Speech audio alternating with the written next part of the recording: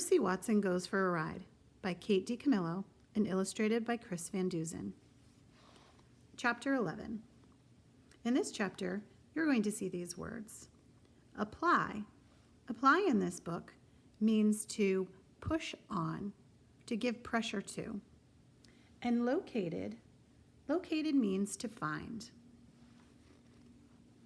"You must stop the car," shouted Officer Tomalello.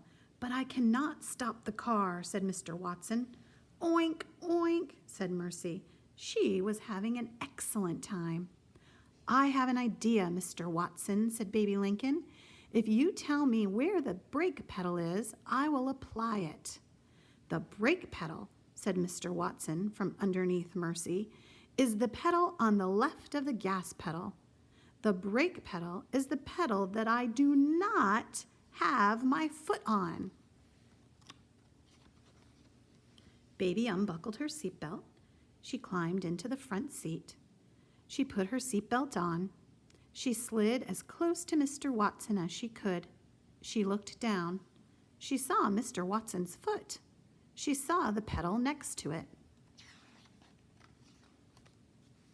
"I have located the brake pedal, Mr. Watson," Baby announced.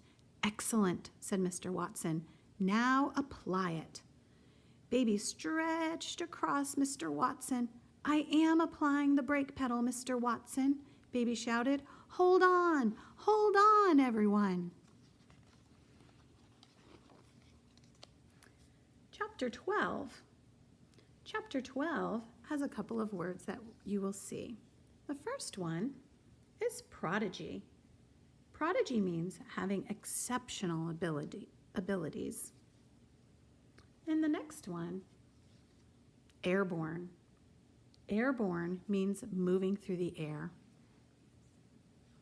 The car screeched, the car shuddered, the car careened, the car croomed, and finally the car stopped.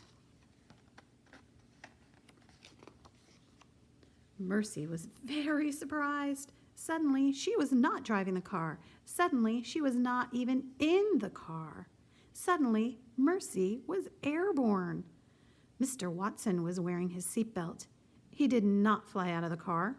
Baby Lincoln was wearing her seatbelt. She did not fly out of the car.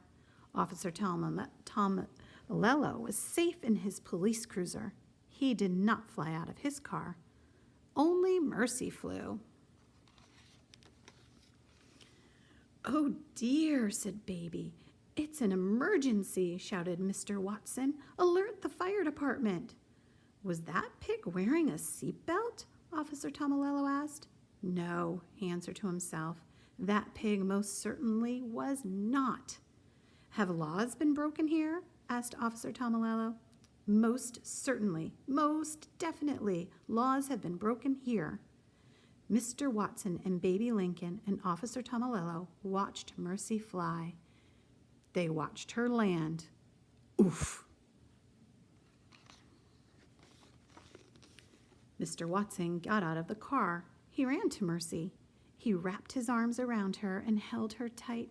"My darling, my dear," he said. "Please tell me you are all right." "Oink," said Mercy. She snuffled Mr. Watson's neck. "Hooray," said Baby. "She is fine." "Oh, thank you," said Mr. Watson. "Thank you, thank you, thank you." He bent his head and covered the tips of Mercy's ears with kisses.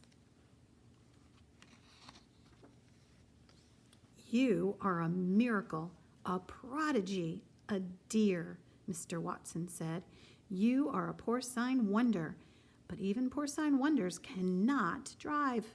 In fact, porcine wonders should never be allowed to drive, ever." Mercy sighed. She was glad the ride was over. She felt a tiny bit dizzy and a little bit dazed. She wanted very much to go home.